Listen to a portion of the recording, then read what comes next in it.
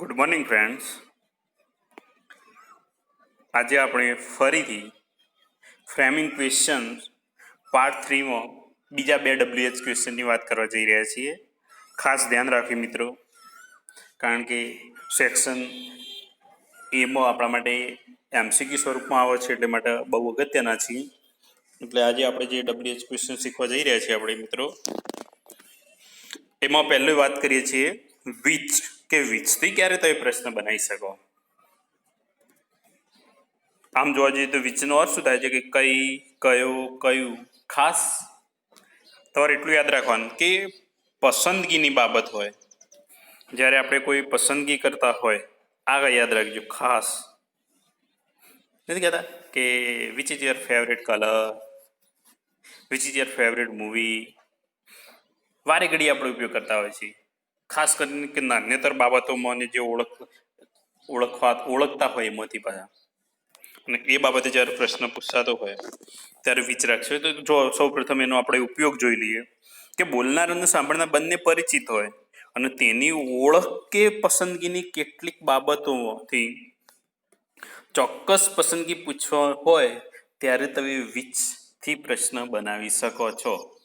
આ ખાસ યાદ રાખવાનું. નોંધ કે શું યાદ રાખશો કે કર્તા માટે પણ વિચથી પ્રશ્ન બને છે, તો મોટાભાગે એના સાથે ટુ બીનું યોગ્ય રૂપ જ આવે છે. મેઇન ક્રિયાપદ નથી હોતું વાક્યમાં, કોઈ વાર હોઈ શકે, સંભાવના ખરી.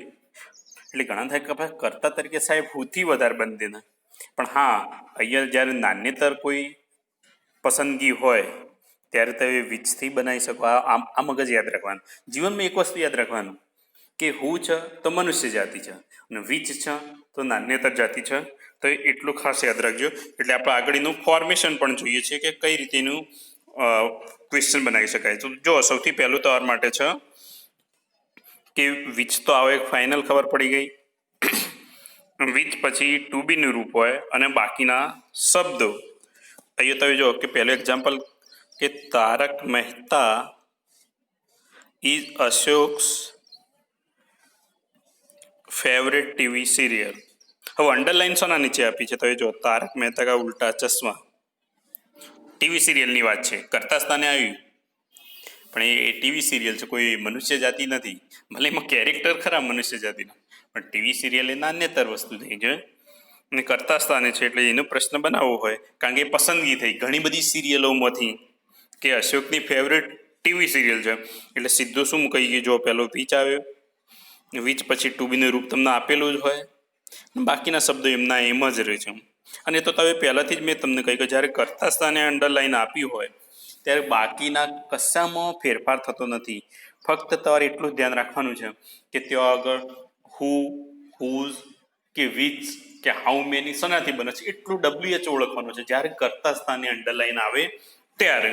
આવું કરતા સિવાય જ્યારે અંડરલાઈન આવે નેક્સ્ટ સ્ટેપમાં તો યાદ રાખવાનું. તો જો એક પહેલો WH વિચ, એનો પ્રશ્ન બનાવો ત્યારે એના પછી એનું નાઉન મૂકવું પડે. જે રીતે હુઝના સાથે નામ આવે છે ને કે હુઝ બાઇક ઇઝ ધીસ, એ રીતે વિચ સાથે પણ અવશ્ય નામ આવશે. ત્યાર પછી સહાયક ક્રિયાપદ આવે છે, પછી મેન્સ કર્તા સબ્જેક્ટ મતલબ નાઉન, પ્રોનાઉન જે આપણે કહેતા હોય છે, અને એના પછી કાળ પ્રમાણેનું યોગ્ય રૂપ તમારે મૂકવાનું છે. મિત્રો તમે અહીંયા જોઈ શકો છો, આપણે એક્ઝામ્પલ પણ મૂક્યું છે કે Ajay killed that wild animal. જો અજય શું થયું, એ કરતા થયું, કિલ્ડ એ ક્રિયાપદ, મારી નાખવું, જંગલી પ્રાણીને મારી નાખ્યું છે. નાન્યતર વસ્તુ થઈ, પ્રાણી થયું. એટલે આપણે પૂછવું હોય કે ભાઈ કયા પ્રાણીને મારી નાખ્યું છે, ત્યારે જો વિચ અને સાથે સાથે નામ બોલાય છે ને, એટલે આ ધ્યાન રાખવાનું કે જ્યારે પ્રશ્ન બનાવવા જઈએ ત્યારે સાથે નામ અવશ્ય આવવું જોઈએ. અને ત્યાં તો પરીક્ષામાં તો તમને ઓપ્શન આપેલા હશે, એટલે તમારે કોઈ વાંધો આવશે નહીં મિત્રો. એટલે કે જો વિચ એનિમલ, આવું જ્યારે પાછળ અંડરલાઈન આવે એટલે આપણે વાક્ય કયા કાળનું છે ઓળખવું પડે. એટલે અહીંયા કિલ્ડ આવી એટલે સાદો ભૂતકાળ છે, એટલે સાદા ભૂતકાળની આપણને પ્રશ્નાર્થ વાક્ય રચના આવડતી હોવી જરૂરી છે. એટલે સાદા ભૂતકાળની પ્રશ્નાર્થ વાક્ય રચના શું છે, એક જ ડીડ પ્લસ કર્તા પ્લસ ક્રિયાપદનું મૂળ રૂપ. એટલે જો વિચ એનિમલ પછી ડીડ આવ્યું, અજય કરતા આવ્યો અને કિલ્ડનું મૂળ રૂપ કિલ. બહુ સરળ છે, 2 થી 3 વાર વિડીયો જોઈને સમજવાનો પ્રયત્ન કરીએ એટલે ફરી આપણે જ્યારે એક્સરસાઇઝ આપીએ એટલે ક્યારેય ખોટું ના પડે આપણે. હવે જો નીચેનું એક્ઝામ્પલ પણ તમે જોઈ શકો છો. દે વુડ પ્રિફર ઇન્ડિયન ફૂડ, મતલબ તેઓ ભારતીય ખોરાક પસંદ કરે છે. અંડરલાઇન શાના નીચે આપી છે? ઇન્ડિયન, ભારતીય ખોરાકની પસંદગીની વાત કરી છે. એટલે જેવું આપણને ખબર પડે કે ના ઇન્ડિયન ફૂડ એ નાન્યતર વસ્તુ થઈ છે. એટલે કે વિચ ફૂડ ડાયરેક્ટ જો નામ સાથે આવ્યું વિચના સાથે, હવે સહાયકારક આમાં આપેલું જ છે એટલે વુડ કરતા પાછળ આવી ગયો અને ક્રિયાપદનું મૂળ રૂપ એકદમ સરળ છે કે which food would you they prefer, તેઓને કયો ખોરાક પસંદ છે. એકદમ સો સિમ્પલ છે મિત્રો. હજી એના બીજા એક્ઝામ્પલ છે. આ 2 વાક્ય રચના એની ખાસ યાદ રાખવાની તમારે જ્યારે વિચથી બનાવવું હોય ત્યારે. હવે આગળ જોઈએ, મોર એક્ઝામ્પલ છે એના. જો સૌથી પહેલું, Kajal likes this black and white photo. કાજલને આરે બ્લેક એન્ડ વ્હાઇટ ફોટો ગમે છે. કયા કલરના? એ પસંદગીની વાત થઈ. અલગ અલગ ફોટા હોય, રંગીન ફોટા હોય, મોડલિંગ ફોટા હોય, 3D ફોટા હોય. એમાંથી જ્યારે પસંદગીની વાત આવી એટલે જો સીધું વિચ આવ્યું, વિચ સાથે ફોટો નાઉન આવ્યું. હવે સાદો વર્તમાન કાળ છે કારણ કે ક્રિયાપદની એસ કે યસ લાગ્યું એટલે આપણને ખબર પડી જાય કે સાદો વર્તમાન કાળ. એટલે સાદા વર્તમાન કાળની પ્રશ્નાર્થ વાક્ય રચના શું છે? ડુ કે ડઝ પ્લસ કરતા પ્લસ ક્રિયાપદનું મૂળ રૂપ. એટલે કાજલ ત્રીજો પુરુષ એટલે એના સાથે ડઝ આવ્યું, કાજલ કરતા આવ્યું અને ક્રિયાપદનું મૂળ રૂપ આવ્યું કે છે કે. હવે એવું બીજું એક્ઝામ્પલ જુઓ તમે. આકાશ પ્રિફર્સ એન ઓડી કાર, કે આકાશ ઓડી કાર પસંદ કરે છે. એટલે બધી કારોનું જે જૂથ કહેવાય એમાંથી કઈ વાત થઈ? અહીંયા પસંદગીની વાત થઈ. એ કન્ફ્યુઝન ના થાય એટલે પસંદગી થઈ એટલે જો વિચ સાથે નાઉન આવી ગયું પેલી વાક્ય રચના પ્રમાણે. અહીંયા સાદો વર્તમાન કાળ છે એટલે આકાશ ત્રીજો પુરુષ એટલે ડઝ, આકાશ ક્રિયાપદનું મૂળ રૂપ. તો ત્રીજું એક્ઝામ્પલ પણ જુઓ. The peacock is our national bird, કે મોર આપણું રાષ્ટ્રીય પક્ષી છે. હવે મોર નાન્યતર વસ્તુ થઈ, કરતા સ્થાને અંડરલાઈન આપ્યું ને નામના નીચે. હવે બધા પક્ષીઓમાંથી જ્યારે પસંદગી કરવાની હોય કઈ પક્ષી આપણું રાષ્ટ્રીય પક્ષી છે એ ખબર ના હોય એટલે કે ડાયરેક્ટ સીધું આપણે શું આવી ગયું? વિચ આવી ગયું. પછી સહાયકારક ઇઝ અવર નેશનલ બર્ડ. કેટલું સિમ્પલ છે. ઘણા એમ થાય કે સાહેબ અહીંયા વિચ પછી નાઉન બર્ડ કેમ ના મૂક્યું? કારણ કે કરતા સ્થાને આપી દીધું. જો પીકોકને પાછળ હોત તો તમે બનાવી શકો કે which bird is our national bird. એટલે બર્ડ 2 શબ્દ 2 વખત વપરાતો હતો એટલા માટે અહીંયા. એના પછીનું એક્ઝામ્પલ તમે જુઓ. All student visited Dudhsagar dairy, કે બધા વિદ્યાર્થીઓએ દૂધસાગર ડેરીની મુલાકાત લીધી હતી. તો અંડરલાઈન વાળો ભાગ તો કાઢી નાખો. બધા વિદ્યાર્થીઓએ ડેરીની મુલાકાત લીધી હતી. આવો પ્રશ્ન આપણે જ્યારે વિધાનમાં બોલીએ ને એટલે સામેનો વ્યક્તિ શું પૂછશે આપણને? અલે ભાઈ કઈ ડેરીની મુલાકાત લીધી હતી તમે? તરત કહેશો કઈ ડેરીની મુલાકાત લીધી હતી. એ કઈ જ્યારે થાય ગુજરાતીમાં સિમ્પલ મેનર કહીએ ત્યારે સીધું તમારે પેલું શું આવે? વિચ સાથે નાઉન આવ્યું, ડેરી. હવે કાળ જોવાનું. અંડરલાઈન પાછળ જાય ને કરતાથી એટલે યાદ રાખવાનું વાક્ય કયા કાળની એની પ્રશ્નાર્થ વાક્ય રચના અવશ્ય આવડવી જોઈએ આપણને. એટલે ડીડ આવ્યું ભૂતકાળ હોવાના કારણે, પછી ઓલ સ્ટુડન્ટ કરતા આવ્યું અને ક્રિયાપદનું મૂળ રૂપ આવ્યું. મતલબ કેટલા સિમ્પલ સેન્ટેન્સ આપણે ફ્રેમ ધ ક્વેશ્ચનમાં બનાવી શકીએ અને લાઈફ માટે પણ આપણે બનાવી શકીએ. પણ practice can make main perfect. આ વસ્તુ યાદ રાખવું પડે કે પહેલી નજરમાં કંઈ આપણને ના આવડી જાય. એનું વારે ઘડીએ જુઓ, બીજા એક્ઝામ્પલ પણ આપણે પ્રેક્ટિસ કરવાના છે. ઓકે, હવે આપણે બીજા એક WH ક્વેશ્ચનની વાત કરવા જઈ રહ્યા છીએ જે એ પણ પરીક્ષામાં કઈ આવી જાય આપણને તો એ આપણા માટે બહુ ઉપયોગી થઈ શકે છે. વાય. આપણે વારે ઘડીએ આપણા ઘરમાં આપણા ઉપર આનો મારો બહુ થતો હોય છે. શા માટે અથવા કેમ. આપણે થોડા લેટ જાય તો ઘરમાં મમ્મી પપ્પા નહીં કહેતા કેમ લેટ પડે, કેમ આખો દિવસ ટીવી જોજો કરે છે, કેમ હસે છે વર્ગમાં જો તો ટીચર કહે છે, કેમ હોમવર્ક નથી કર્યું. ત્યારે વાયથી પ્રશ્ન બનાવી શકો છો તમે. મતલબ તેનો ઉપયોગ આપણે ક્યારે કરી શકીએ? જુઓ, કોઈ પણ ક્રિયા વિશેષણ કે ક્રિયા વિશેષણનું કારણ કે હેતુ જાણવા માટે. આ વસ્તુ યાદ રાખો કે આપેલા વાક્યમાં કોઈ કારણ કે હેતુ જાણવું હોય ત્યારે વાયથી પ્રશ્ન બને છે. લાઈફમાં બહુ ઉપયોગી છે. વાયથી તમારા પર પ્રશ્નોનો મારો થવાનો જ છે. તેથી જો નીચે લીટી દોરેલ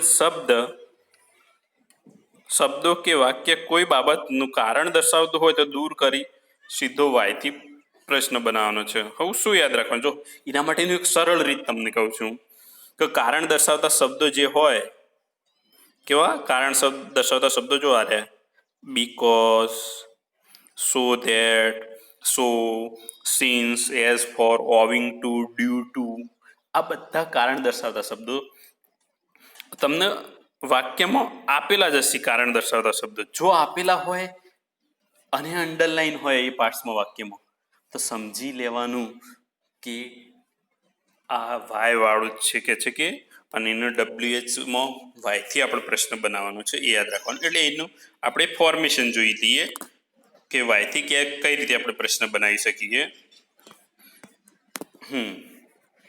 તો જો વાક્યો ઘણી વખત સહાયકારક વાળા, તો પેલો WH શબ્દ આવે, પછી ટુ બીનું રૂપ, નાઉન, પ્રોનાઉન અને વિશેષણ.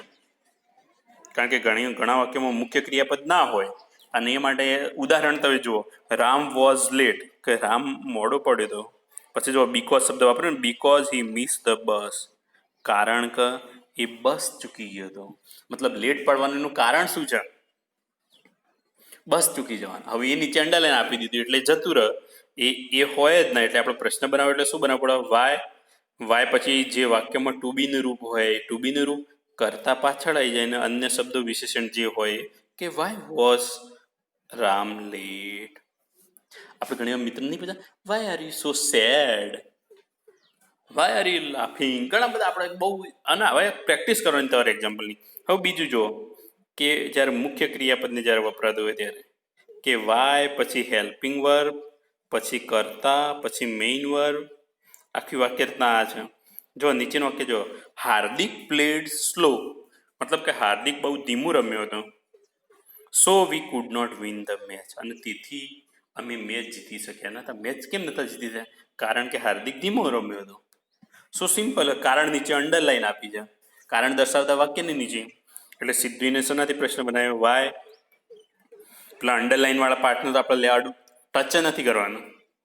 અહીંયા જે વાક્ય હોય એને પ્રશ્નાર્થ બનાવવાનું, એટલે સહાયકારક પહેલું કુડ આવી જાય, પછી વી આવી ગયું, નોટ ક્રિયાપદનું મૂળ રૂપ ધ મેચ, કે why could we not win the match, કે આપણે મેચ કેમ જીતી નતા શક્યા. બહુ સિમ્પલ છે, કારણ કે હાર્દિક ધીમું રમ્યો હતો. આ રીતે વાયથી પ્રશ્ન બની શકાય છે. એ સિવાય પણ બીજા એક્ઝામ્પલ તમારા માટે આપણે અહીંયા રાખ્યા જ છે. જો એક્ઝામ્પલનો અભ્યાસ કરો. Sanjay went to Canada to meet his father. Underline કરેલ ભાગ શું છે? ટુ વાળું દર્શાવતું ક્રિયાપદ છે. એટલે કારણ આવ્યો, હેતુ દર્શાવે છે. એટલે પહેલો ચલો વાય આવી ગયો, પછી ભૂતકાળ હોવાના કારણે ડીડ, પછી કરતા સંજય, પછી ગો ટુ કેનેડા. આવું ઓપ્શન દર્શાવતું વાક્ય આપણે સીધું સિલેક્ટ કરવાનું છે ઓપ્શનમાંથી. પછી જુઓ તમે second example. Rahul is upset because he lost his pocket. Rahul ઉદાસ કેમ છે? કારણ કે એનું પોકેટ પૈસાનું ખોવાઈ ગયું છે. તો બહુ સિમ્પલ રીતે આપણે એનો જવાબ બને. પહેલો વાય આવી ગયો, જો સહાયકારક આપેલું છે, વાય ઇઝ, રાહુલ કરતા પાછળ અપસેટ વિશેષણ. કેમ ઉદાસ છે કે રાહુલ. હવે નીચેનું એક્ઝામ્પલ જુઓ. ડ્યુ ટુ હેવી રેઇન, ભારે વરસાદને લીધે, ડ્યુ ટુ એટલે ને લીધે, ઓવિંગ ટુ મતલબ ને કારણે, the player did not play the match, પ્લેયરો મેચ નતા રમી શક્યા કે છે કે. હવે પેલું શબ્દ કાઢી નાખો ને આ વાક્ય ખાલી બોલે કે ભાઈ પ્લેયરો મેચ રમી શક્યા ના હતા, એટલે સામેનો વ્યક્તિ તરત પૂછે કેમ નતા રમી શક્યા. આવો મનમાં પ્રશ્ન થાય એટલે પહેલું તમારે શું મૂકી દેવાનું? વાય. જો આ વાક્ય સાદો ભૂતકાળ છે, નકાર વાક્ય રચના એટલે ડીડ આવી ગયું, ધ પ્લેયર્સ કરતા નોટ પ્લે ધ મેચ, કે પ્લેયરો કેમ મેચ નતા રમી શક્યા. હવે નીચેનું વાક્ય જુઓ. People elect Modiji for development. Underline શું આપી છે? ફોર ડેવલપમેન્ટ, મતલબ વિકાસ માટે, કે લોકોએ મોદીને કંઈક વિકાસ થવા માટે ચૂન્યો હતો. એનો હેતુ શું છે? જો ફોર આવ્યો નિશાની સૂચક શબ્દ તમારે આવી ગયો, એટલે હવે તો જો નીચે જો એટલે સીધું પેલો વાય મુકાઈ ગયો. અહીંયા આપેલ વાક્ય કયો કાળ છે? સાદો વર્તમાન કાળ. કેમ? ક્રિયાપદનું મૂળ રૂપ આવ્યું એટલે આપણને ખબર પડી જવી જોઈએ. એટલે સાદા વર્તમાન કાળમાં પ્રશ્નાર્થ બનાવવા ડુ કે ડઝ પ્લસ કર્તા પ્લસ ક્રિયાપદનું મૂળ રૂપ આવવું જ જોઈએ. એટલે જો પીપલ બહુવચન એટલે ડુ આવે, કર્તા, ઇલેક્ટ મૂળ રૂપ અને અન્ય વધારાના શબ્દો કે why do people elect Modiji. આવો ઓપ્શન તમારે પસંદ કરવાનો રહેશે મિત્રો.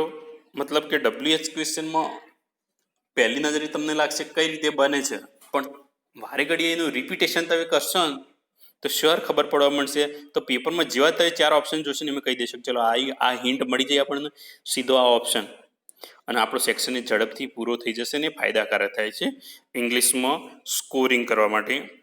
એટલે કે આજના વિડીયોમાં આપણે આટલા સુધી ભણીશું મિત્રો.